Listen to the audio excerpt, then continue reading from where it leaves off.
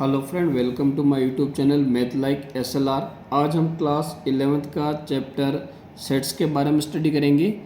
हम ये चैप्टर इस प्रकार पढ़ेंगे कि आपको सारे नोट्स जो है ना एज़ यूजुअल मिल जाएंगे, और इसमें मैंने सारी चीज़ें लगभग पहले लिख रखी है ताकि अपना टाइम ज़्यादा कंज्यूम नहीं हो। चैप्टर बहुत ही ज़्यादा ईजी है। इसमें बहुत सारे सिंपल से कंसेप्ट है जिसको हम स्टडी करेंगे। ठीक है, बहुत ही ज़्यादा इजी चैप्टर हैं। तो हम स्टार्ट करते हैं सेट्स को। और ये मैंने नोट्स इस प्रकार बना रखे हैं कि आपको एज इट इज़ नोट्स के रूप में ही ये वीडियो मिल जाएगा। ठीक है, तो सबसे पहले हम डिस्कस करते हैं व्हाट इज़ द सेट्स। ठीक है, अगर हम सेट की बात करें कि एक सेट्स क्या होगा, ठीक है ना, तो सेट्स क्या होगा, a well defined collection of objects is called sets. यानी कि अपने पास बहुत सारे ऑब्जेक्ट हो सकते हैं, अगर उनका हम वेल डिफाइंड कलेक्शन करें, ठीक है, तो अपने पास जो भी ऑब्जेक्ट मिलेंगे और वो सारे के सारे ऑब्जेक्ट कैसे होने चाहिए, वेल डिफाइंड होने चाहिए, उसको हम क्या बोलेंगे, सेट्स बोलेंगे। इसके अंदर जो सबसे इम्पोर्टेंट जो वर्ड है वो क्या है, वेल डिफाइंड। वेल डिफाइंड का मीनिंग ये है कि जैसे कि मैं आपसे ये पूछूं कि आपको अगर 3 बेस्ट सुपरस्टार का नाम राइट करना है, ठीक है, एक सेट बनाना है 3 बेस्ट स्टार का या एक्टर्स का। ठीक है, अगर आपको 3 बेस्ट एक्टर का एक सेट बनाना है, ग्रुप बनाना है, अगर मैं ये अलग अलग स्टूडेंट को ये क्वेश्चन दूंगा तो हो सकता है कि सभी का जो आंसर आए वो क्या आएगा, अलग अलग आ सकता है। क्योंकि बहुत सारे ऐसे स्टूडेंट होंगे जिनको कोई और एक्टर पसंद होगा, हो सकता है किसी को और अलग अलग एक्टर पसंद हो। ठीक है, अगर मैं सेम क्वेश्चन रिपीट करूं कि आपको राइट करना है 3 बेस्ट क्रिकेट प्लेयर के नेम, तो हो सकता है कोई जो 3 बेस्ट है वो रोहित, कोहली एंड MS धोनी को सिलेक्ट करें। हो सकता है कोई रोहित, रविंद्र जडेजा, सूर्य कुमार यादव को सिलेक्ट करें ना। तो जो मैं क्वेश्चन पुटअप कर रहा हूँ वो वेल डिफाइंड नहीं है, क्योंकि इसमें जो है ना वो आंसर क्या है, अलग अलग पॉसिबल है। ठीक है, तो सेट्स में हम उसी को काउंट करेंगे जो क्वेश्चन पूछा जाएगा वो क्या होगा, वेल डिफाइंड होगा, उसका एक यूनिक आंसर आएगा। ठीक है, वह क्वेश्चन किसी भी क्लास में पूछा जाए उसका एक सेम आंसर आएगा, तो उसको हम क्या बोलेंगे, वेल डिफाइंड। ठीक है, जैसे हमने कुछ सेट लिखे हैं, the set of days in a week. अब वीक के अंदर जो डेज होते हैं वो फिक्स 7 डेज, ठीक है, संडे मंडे ट्यूसडे है ना। तो आप किसी से भी ये क्वेश्चन करेंगे तो जो वीक के अंदर डेज होंगे वो फिक्स होंगे। तो ये जो कंडीशन लिख रखी है, ये जो एक स्टेटमेंट लिख रखा है, इसको हम क्या बोल सकते हैं, एक सेट बोल सकते हैं। ठीक है, फिर जैसे अपने पास वेरियस काइंड ऑफ ट्राइंगल। अब ये क्वेश्चन किसी भी क्लास में पूछा जाए कि ट्राइंगल के कितने काइंड होंगे, कितने प्रकार होंगे। ठीक है, तो ट्राइंगल जो है ना साइड के अकॉर्डिंग 3 टाइप्स के होते हैं और एंगल के बेसिस पे भी 3 टाइप्स के होते हैं। तो टोटल हम ट्राइंगल के 6 काइंड बता सकते हैं। ठीक है, तो ये भी एक वेल डिफाइंड है ना, एक मतलब बिल्कुल जिससे भी ये क्वेश्चन पूछा जाएगा उसका एक सेम आंसर आएगा कि ट्राइंगल के अपने पास साइड के बेसिस पर 3 ट्राइंगल है एंड एंगल के बेसिस पर भी 3 ट्राइंगल है। तो ये भी अपने पास क्या हो जाएगा, एक सेट का एग्जाम्पल हो जाएगा। फिर जैसे हमारे पास नेक्स्ट थर्ड स्टेटमेंट है, number of students in a class 11th। यानी कि जनरली हम ये कह सकते हैं कि स्टूडेंट इन क्लास 11th। अब आप अगर क्लास 11th में पढ़ रहे हैं तो आपकी क्लास के अंदर जितने भी स्टूडेंट होंगे 30, 40, 35, 25 या 20 जितने भी हैं, ठीक है, तो अगर 20 हैं तो हम 20 के नेम मेंशन कर सकते हैं। ठीक है, तो ये जो स्टेटमेंट है ये भी किसका हो जाएगा, एक सेट का एग्जाम्पल हो जाएगा। ठीक है, तो सेट क्या होता है, सेट में जो भी स्टेटमेंट होता है वो वेल डिफाइंड होना चाहिए।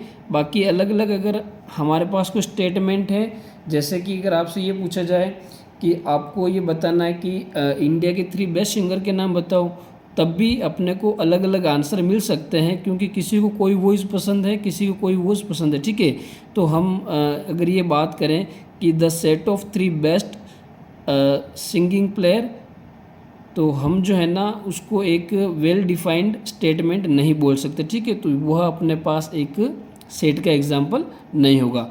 अब किसी भी सेट को हम डिनोट किससे करेंगे, ठीक है, तो सेट डिनोटेड बाय ऑलवेज भी कैपिटल लेटर है ना। सेट को हमेशा में कैपिटल लेटर से डिनोट करेंगे, जैसे ABCD, ठीक है, एंड डॉट डॉट जेड। यानी कि हम इंग्लिश अल्फ़ाबेट के जितने भी कैपिटल लेटर हैं उसी से हम हमेशा सेट को रिप्रेजेंट करेंगे। ठीक है, अब सेट के अंदर जो एलिमेंट्स होंगे उनको हम किससे रिप्रेजेंट करेंगे। ठीक है, तो उसके लिए हमने लिखा है the element of sets represented by small letters. Elements of sets represent by small letters और नंबर्स, यानी कि जो एलिमेंट होंगे उनको हम या तो स्मॉल लेटर से रिप्रेजेंट करेंगे या फिर नंबर्स से रिप्रेजेंट करेंगे। जैसे कि हमने ये लिखा ए। ठीक है, ए का मतलब ये कैपिटल ए लिया है, ये किसको रिप्रेजेंट करेगा, सेट ए को रिप्रेजेंट करेगा। अब इसके अंदर एलिमेंट दे रखा है ए ई आई ओ यू, तो ये अपने पास इंग्लिश के स्मॉल लेटर हो गए। ठीक है, अब ये जो एलिमेंट्स है सेट के, जो एलिमेंट्स है ना, इनको हम ऑब्जेक्ट भी बोल सकते हैं और उस सेट के मेंबर्स भी बोल सकते हैं। ठीक है, ये सारे के सारे क्या हो जाएंगे, सेट के या तो एलिमेंट्स हो जाएंगे या ऑब्जेक्ट हो जाएंगे या मेंबर्स हो जाएंगे। ठीक है, अब इसके बाद हम सेट पढ़ने से पहले कुछ इंपॉर्टेंट साइन देखेंगे जो हमारे एक्सरसाइज में काम आएंगे। ठीक है, तो सम इम्पोर्टेंट साइन, जैसे कि अपने पास एक ई जैसा है ना, एक्चुअल में ई तो नहीं है बट ई जैसा अपने को एक सिंबल दिखेगा। ये जो सिंबल है ना, इसको अपन बोलते हैं एप्सिलन। क्या बोलते हैं, एप्सिलन। और इसका मीनिंग क्या होगा, बिलोंग्स टू। इसका मीनिंग क्या हो जाएगा, बिलोंग्स टू। सेम जैसे अपने पास एप्सिलन का साइन है, बिलोंग्स टू का साइन है, अगर हम इसमें एक लाइन ड्रॉ कर दें, एक लाइन डाल दें, तो इसका मीनिंग क्या हो जाएगा, डज नॉट बिलोंग्स टू। यानी कि जैसे ये एलिमेंट दे रखा है ना ए, ठीक है, अपने पास एक एलिमेंट ए दे रखा है और अगर ये इस सेट के अंदर दे रखा है तो हम बोलेंगे element A belongs to set A. Okay, अपने पास जैसे ये एलिमेंट यहाँ पर, ये जो एलिमेंट है ना सेट ए के अंदर दिया हुआ है, तो हमने क्या लिख दिया, element A belongs to set A. Same जैसे अगर अपने पास एलिमेंट ई है, वह भी सेट ए के अंदर बिलोंग कर रहा है, तो हम क्या लिख देंगे, ई बिलोंग्स टू ए। ठीक है, जैसे अपने पास एक एलिमेंट कोई है एच, अब ये एच एलिमेंट अगर इस सेट के अंदर बिलोंग नहीं कर रहा है तो हम क्या लिख देंगे, H does not belongs to set A. ठीक है, H does not belongs to set A. तो ये अपने पास belongs to and does not belongs to का साइन हम यूज़ करेंगे नेक्स्ट एक्सरसाइज में। ठीक है, फिर अपने पास जैसे ये 2 डॉट दे रखे हैं या फिर एक ये लाइन दे रखी, ठीक है, इसका मीनिंग क्या हो जाएगा, सच दैट। इसका मीनिंग क्या हो जाएगा, सच दैट। एंड देन अपने पास ये जो उल्टा ई का साइन है, इसका मीनिंग क्या हो जाएगा, देयर एग्जिस्ट। ठीक है, और फिर अपने पास एक ये उल्टा ए जैसी शेप दिख रही है, सिंबल दिख रहा है, इसका मीनिंग हो जाएगा फॉर ऑल वैल्यूज़। क्या हो जाएगा, फॉर ऑल वैल्यूज़। ठीक है, फिर अपने पास ये साइन जनरली हम देखते हैं, इसका मीनिंग होता है दिस इम्प्लाइज। और अगर इस साइन के हम दोनों तरफ एरो बना ले तो इसका मीनिंग होता है इफ़ एंड ओनली इफ़, जिसको शॉर्ट में हम क्या लिखते हैं, IIF। ठीक है, तो ये जितने भी सिंबल्स हैं, ये जैसे जैसे हम आगे बढ़ेंगे वैसे वैसे इनका हम एक्सरसाइज के अंदर यूज़ करेंगे। ठीक है, अब अपने पास कुछ मैथमेटिक्स के अंदर जो इम्पोर्टेंट सेट्स हैं उसके बारे में हम देखेंगे। तो some important sets in mathematics, जैसे सबसे पहले अपने पास है कैपिटल एन। ठीक है, तो ये छोटी क्लास के अंदर भी हम पढ़ते हैं। जो कैपिटल एन है ये किसको रिप्रेजेंट करता है, the set of all natural numbers. किसको रिप्रेजेंट करेगा, the set of all natural numbers. और नेचुरल नंबर हमें पता कहाँ से स्टार्ट होता है, 1 से। ठीक है, तो 1 2 3 4 एंड ट्रिपल डॉट का मतलब इनफाइनाइट तक। तो जहाँ पर भी अपने को यहाँ एन दिखेगा उसका मतलब क्या हो जाएगा, एक सेट होगा वो नेचुरल नंबर्स का। देन कैपिटल जेड का मीनिंग क्या हो जाएगा, the set of all integers. ठीक है, अब इंटीजर्स नंबर के बारे में हमें पता है, ऐसे नंबर जिसमें 0 भी हो सकता है, पॉजिटिव के सारे नंबर एंड नेगेटिव के सारे नंबर। ठीक है, positive natural number and negative number, ये सारे के सारे नंबर क्या हो जाते हैं, इंटीजर्स हो जाते हैं। ठीक है, फिर क्यू का मीनिंग होता है the set of all rational number. The set of all rational number, यानी कि क्यू को हम रिप्रेजेंट करते हैं कैपिटल क्यू से। और रिएशनल नंबर के बारे में हमें पता है, 9th क्लास में हम बहुत अच्छे से पढ़ते हैं कि रिएशनल नंबर क्या होता है, ऐसा नंबर होगा जिसको हम p बटे हुए q के रूप में रिप्रेजेंट करेंगे, बट जो q की वैल्यू है वो अपने पास 0 के इक्वल नहीं हो सकती। ठीक है, यानी कि फिर ऐसे नंबर का सेट होगा। अब बहुत सारे नंबर जिसको हम p अपॉन q की फॉर्म में रिप्रेजेंट कर सकते हैं, जैसे 0, 0.5, 1, 3/2 एसेट्रा एसेट्रा। माइनस की बात करें तो -1 -11/5 है ना। हम बहुत सारे एग्जाम्पल्स रिएशनल नंबर के दे सकते हैं। रूट वाले जो नंबर है ना उसको अगर अपन काउंट नहीं करें तो बाकी जितने भी नंबर बचते हैं उनको अपन रिएशनल नंबर के अंदर काउंट जनरली करते हैं, ठीक है। नेक्स्ट अपने पास जो सेट ऑफ हैं उसकी बात करें तो रियल नंबर क्या है, रियल नंबर, ठीक है। हमने रियल नंबर के बारे में भी बहुत अच्छे से पढ़ रखा है कि रियल नंबर क्या होते हैं। तो अगर हम बात करें कैपिटल आर की, ठीक है, कैपिटल आर का मतलब क्या हो जाएगा, the set of real number, ठीक है। अब जितने भी नंबर्स हम जानते हैं वो सारे के सारे क्या हो जाएंगे, रियल नंबर हो जाएंगे। चाहे नंबर नेगेटिव हो, पॉजिटिव हो, जीरो हो, डेसिमल हो, फ्रैक्शन में हो, अंडर रूट के अंदर हो, जितने भी नंबर हैं वो सारे के सारे किसका काम करेंगे, रियल नंबर का। देन अगर z के ऊपर प्लस का साइन लग जाए तो इसको हम क्या बोलेंगे, the set of positive integers, ठीक है। एंड अगर q के ऊपर पॉजिटिव का साइन लग जाए तो उसको हम क्या बोलेंगे, the set of positive rational numbers. और अगर r के ऊपर प्लस का साइन लग जाए तो उसका मीनिंग क्या होगा, the set of positive real number, okay. And अगर r के साथ में जीरो हो तो उसको हम क्या बोलेंगे, the set of real numbers except zero. इसका मीनिंग क्या हो जाएगा, r0 का मीनिंग क्या हो जाएगा, हम सारे रियल नंबर कंसिडर करेंगे किसको छोड़कर, एक्सेप्ट जीरो, यानी कि जीरो को हम काउंट नहीं करेंगे। बाकी जितने भी हमने रियल नंबर की बात की वो सारे के सारे इस सेट के अंदर काउंट किए जाएंगे। अब एज इट इज़ ये भी आ सकता है कि z नेगेटिव, तो z नेगेटिव का मतलब क्या हो जाएगा, the set of negative integers, ठीक है। q माइनस का मतलब क्या हो जाएगा, the set of negative rational numbers. और r माइनस आ जाएगा तो इसका क्या मीनिंग हो जाएगा भाई, the set of negative real number, okay. तो ये हमने कुछ मैथ्स के इंपॉर्टेंट सेट थे जिनके बारे में देखा। अब सिंपल सा क्वेश्चन आएगा एक्सरसाइज 1.1 में कि हम सेट को जो है ना रिप्रेजेंट कैसे कैसे कर सकते हैं, ठीक है। तो अपने को सेट को रिप्रेजेंट करने के लिए दो मेथड अपने पास, कितने मेथड है, दो मेथड। किसी भी सेट को रिप्रेजेंट करने के लिए हमेशा अपने पास दो मेथड होंगे। तो there are two methods of representing a set. पहला मेथड क्या है, रोस्टर फॉर्म और टेबुलर फॉर्म, ठीक है। क्वेश्चन भी सिंपल सा आएगा कि सेट या तो अपने को रोस्टर फॉर्म में दे रखा होगा या सेट बिल्डर फॉर्म में दे रखा होगा। अब रोस्टर फॉर्म में दे रखा है तो उसको अपन सेट बिल्डर फॉर्म में चेंज करेंगे, एंड अगर सेट बिल्डर फॉर्म में दे रखा है तो उसको हम रोस्टर फॉर्म में चेंज करेंगे, ठीक है। तो इसके लिए हम क्या करेंगे, सबसे पहले रोस्टर फॉर्म को पढ़ें एंड देन हम क्या पढ़ेंगे, सेट बिल्डर फॉर्म को।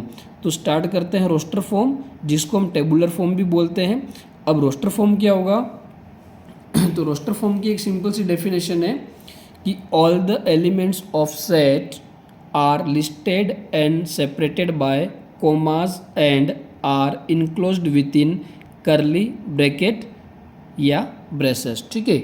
यानी कि अपने पास जो सेट होगा उसमें जितने भी एलिमेंट होंगे, सबसे पहले हम क्या करेंगे, elements of set are listed, जितने भी एलिमेंट होंगे उनकी सबसे पहले अपन लिस्ट बनाएंगे।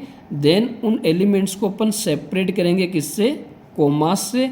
एंड फाइनली हम उनको इनक्लोज्ड कर देंगे, बंद कर देंगे किसके साथ में, ब्रेसेस, कौन से, करली ब्रेसेस, ठीक है। यानी कि अपने पास जो सेट दे रखे होंगे उनके एलिमेंट की सबसे पहले हम लिस्ट बनाएंगे, देन इनको सेपरेट कर देंगे कोमा से, और फाइनली हम इनको इनक्लोज्ड कर देंगे, बंद कर देंगे करली ब्रैकेट के अंदर। जैसे कि अब अपने पास एक स्टेटमेंट दे रखा है, स्टेटमेंट क्या है, the set of vowel in English alphabet. हमारे पास एक सेट है, किसका सेट है भाई, इंग्लिश अल्फ़ाबेट का। और इंग्लिश अल्फ़ाबेट में जो सेट है वो किसका सेट है, वोवेल का। तो हम अच्छे से जानते हैं कि जो इंग्लिश अल्फ़ाबेट है उसके वोवेल क्या होते हैं, ए, ई, आई, ओ, यू। तो सबसे पहले हमने इसकी क्या बना दी, एक लिस्ट बना दी। देन इनको अपन ने सेपरेट कर दिया कोमा से, है ना, A comma, E comma, I comma, O comma and you.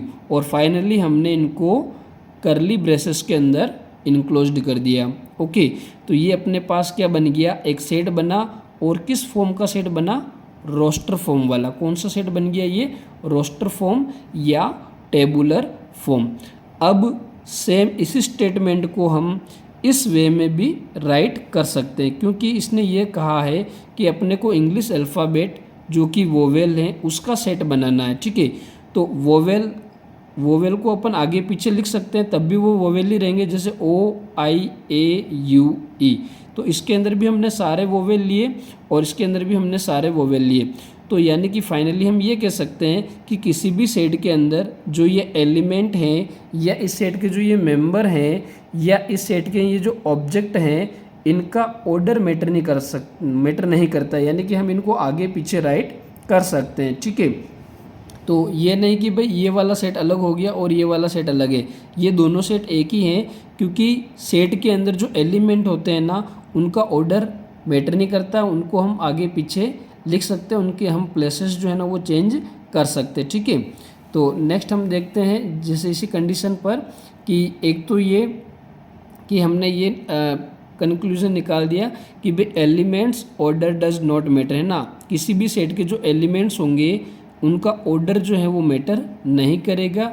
And second thing, elements are not repeated, जैसे कि अपने को सेट दे रखा है तो उसके अंदर जो एलिमेंट्स होंगे उनको हम रिपीट नहीं करेंगे, यानी कि क्या होगा, that is all the elements are taken as a distinct, यानी कि जितने भी एलिमेंट हम लेंगे उनको हम क्या करेंगे, सिर्फ डिस्टिंक्ट यानी अलग अलग एक ही लेंगे ना। ये नहीं कि अगर अपने पास जैसे दो बार कोई सेम एलिमेंट आ रहा तो हमें दोनों लिखना है, हमें दोनों राइट नहीं करना है। जैसे सिंपल सा अपने को एक स्टेटमेंट दे रखा है, अब एक्चुअल में जो स्टेटमेंट दे रखा है ना, ये किसका एग्जाम्पल होगा, ये सेट बिल्डर फॉर्म का एग्जाम्पल है। ठीक है, जिसको अपन नेक्स्ट आगे में पढ़ेंगे। तो अभी हम इसको क्या बोल रहे हैं, एक स्टेटमेंट दे रखा है, क्या स्टेटमेंट है, set A equal to X such that X is a set of letters the word school. हमें क्या करना है, एक वर्ड है स्कूल जिसके लेटर का एक सेट बनाना है। ठीक है, जिसके लेटर का एक सेट बनाना है, तो इसमें लेटर क्या है, SCHOOL, तो हमने A लिख दिया इक्वल टू, अब इसका सेट बनाना है, तो अभी हमने रोस्टर फॉर्म पढ़ रखी, तो हम रोस्टर फॉर्म में इसका एक सेट बनाएंगे। तो सबसे पहले एक एलिमेंट ले लिया S, फिर C, फिर H, फिर O। अब देखो O इसमें वापस से रिपीट हो रहा है, तो हमें क्या करना है, elements are not repeated, element repeat नहीं होंगे, that is all the elements are taken as a distinct, यानी कि प्रत्येक एलिमेंट को हम डिस्टिंक्ट ही लेंगे, एक ही बार लेंगे। तो यहाँ पे डबल बार O दे रखा, तो हमने एक बार O ले लिया, देन L। ठीक है, तो ये जो स्कूल वर्ड है उसके लेटर से हमने एक सेट बना लिया। वापस से अभी जैसे हमने पढ़ा है कि हम इसका सेट इस वे में भी बना सकते हैं, यानी कि ये जितने भी यहाँ पर मेंबर दे रखे हैं, एलिमेंट्स दे रखे हैं, उनका हम ऑर्डर चेंज कर सकते हैं। ठीक है, तो ये हमने क्या देख लिया, रोस्टर फॉर्म। तो रोस्टर फॉर्म आपको क्लियर हो गया होगा। रोस्टर फॉर्म क्या होगा, एक ऐसा सेट होगा जिसके एलिमेंट्स को सबसे पहले हम लिस्ट करेंगे, देन सेपरेट करेंगे कोमास से, और फाइनली हम इनको इनक्लोज्ड कर देते हैं करली ब्रेसेस के अंदर। ठीक है, नेक्स्ट हम देखते हैं सेट बिल्डर फॉर्म। ठीक है, और सेट बिल्डर फॉर्म जो है ना, इसको हम प्रॉपर्टी फॉर्म भी कह सकते हैं। क्या कह सकते हैं, प्रॉपर्टी फॉर्म, प्रॉपर्टी फॉर्म। ठीक है, तो set builder form and property form को हम देखेंगे कि ये अपने पास इसकी डेफिनेशन क्या है, इसको हम रिप्रेजेंट कैसे करते हैं। तो सेट बिल्डर फॉर्म क्या हो जाएगा, जिसको हम प्रॉपर्टी फॉर्म भी बोलते हैं। तो इसकी डेफिनेशन है, all the elements of this set must possess a single property to become the member of that set, यानी कि सेट बिल्डर फॉर्म एक ऐसा सेट होगा जिसके जो एलिमेंट्स होंगे, सेट के जो एलिमेंट्स होंगे वो क्या करेंगे, एक सिंगल प्रॉपर्टी रखेंगे। ठीक है, जितने भी एलिमेंट होंगे सभी की एक सिंगल प्रॉपर्टी होनी चाहिए, किसके लिए, उस सेट का मेंबर बनने के लिए। ओके, जैसे कि इसका एक फर्स्ट एग्जांपल हमने ले रखा है, एक सेट A है जिसमें क्या है, X सच दैट X, इसको हम कैसे रीड करेंगे, X, अभी जैसे स्टार्टिंग में हमने पढ़ा, ये जो साइन है वो किसका है, सच दैट का। ठीक है, जो हमने यहाँ पर ये दो डॉट साइन लगा रखे हैं, ये क्या है, सच दैट। तो X such that X is the set of an integer, यानी कि X अपने पास जो एलिमेंट है वो किसका सेट होगा भाई, एक इंटीजर नंबर का सेट होगा, यानी कि जितने भी एलिमेंट हैं उनके पास एक सिंगल प्रॉपर्टी है, और वो प्रॉपर्टी क्या है, इंटीजर नंबर्स की।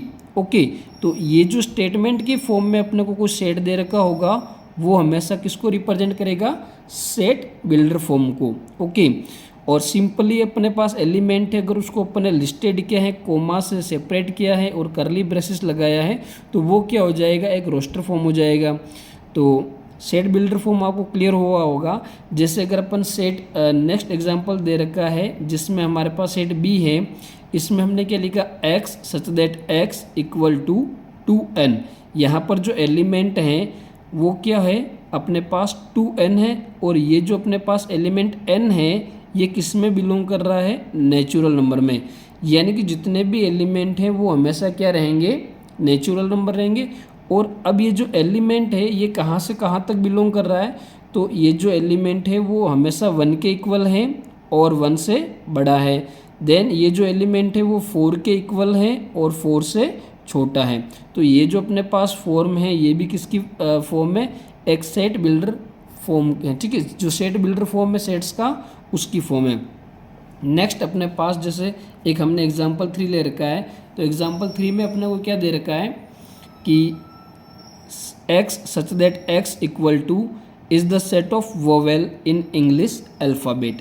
अब अपने पास यहाँ पर जो सेट है इसके जो एलिमेंट्स हैं उनकी क्या प्रॉपर्टी है कि वो जो एलिमेंट हैं वो वोवेल हैं, किसके हैं, इंग्लिश अल्फ़ाबेट के। तो इसमें भी एक सिंगल प्रॉपर्टी यूज़ हो रही है। तो ये जो स्टेटमेंट दे रखा है, ये जो प्रॉपर्टी है, ये भी किसका एग्जाम्पल हो जाएगा, सेट बिल्डर फॉर्म का एग्जाम्पल हो जाएगा। तो बस अपने को यही ध्यान में रखना है कि ऐसा कोई सेट जिसके एलिमेंट को एक सिंगल प्रॉपर्टी रखें, उस सेट का मेंबर बनने के लिए, ठीक है, तो वो अपने पास क्या हो जाएगा, एक सेट बिल्डर फॉर्म हो जाएगा, जो कि हमेशा एक स्टेटमेंट की फॉर्म में अपने को दे रखा होगा। ठीक है, अब क्वेश्चन भी सिंपल से आएंगे। जैसे कि ये अपने पास बहुत सारे क्या दे रखे हैं, 3 एग्जाम्पल्स है किसके, सेट बिल्डर फॉर्म के। तो अगर इसको अपने को रोस्टर फॉर्म में चेंज करना है, तो जैसे अगर हम इसको रोस्टर फॉर्म में चेंज करें, तो अपने पास जो फर्स्ट एग्जाम्पल या जो फर्स्ट सेट दे रखा है वो फर्स्ट सेट क्या है, ए। और ये सेट क्या है भाई, x is a set of an integer. तो हम क्या लिख देंगे रोस्टर फॉर्म में, set A equal to curly braces. अब यहाँ जो x एलिमेंट है, ये जो सेट है किसका है, इंटीजर नंबर का। अपने को पता है इंटीजर नंबर क्या होता है, 0 भी होता है एंड प्लस के भी नंबर होते हैं। तो 1 2 3, अब सारे इंटीजर नंबर हम नहीं लिख सकते, इसलिए हम क्या लगा देंगे, 3 dot. Okay, and bracket close.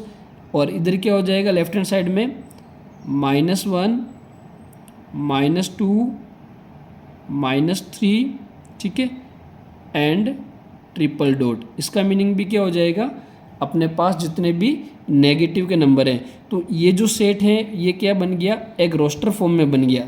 ये अपने पास सेट बिल्डर में दे रखा था और उसको हमने क्या बना दिया, रोस्टर फॉर्म में बना दिया। ठीक है, सेम जैसे अपने पास एक सेट बी दे रखा है, अगर इसको भी हम रोस्टर फॉर्म में बनाना चाहे तो क्या लिख रखा है कि x अपने पास क्या है, 2n को रिप्रेजेंट कर रहा है, और यहाँ जो n है वो नेचुरल नंबर को बिलोंग कर रहा है, और n की जो कंडीशन दे रही है कि n की वैल्यू क्या है, 1 के बराबर या 1 से बड़ा।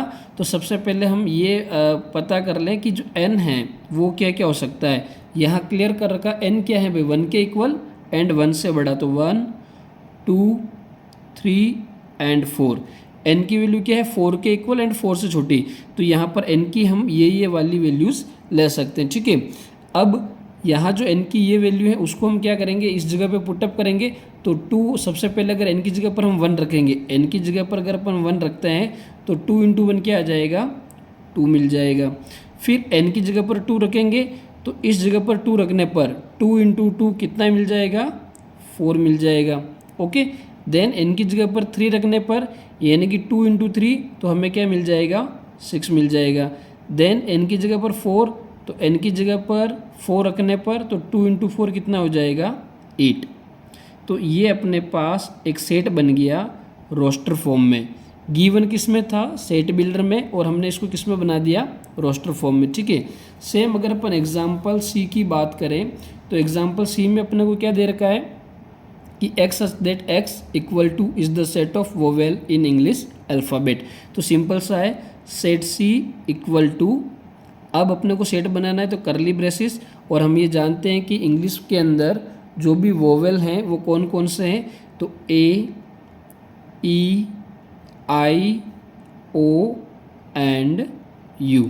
तो ये हमने क्या बना दिया, एक सेट सी जो किसकी फॉर्म में है, रोस्टर फॉर्म में, और गिवन किस में था अपने को, ये सेट बिल्डर फॉर्म या प्रॉपर्टी फॉर्म में। बस यही अपने पास बेसिक था एक्सरसाइज 1.1 का। अब हम क्वेश्चन कर सकते हैं एक्सरसाइज 1.1 के, ठीक है। और फिर नेक्स्ट हम देखते हैं बेसिक एक्सरसाइज 1.2।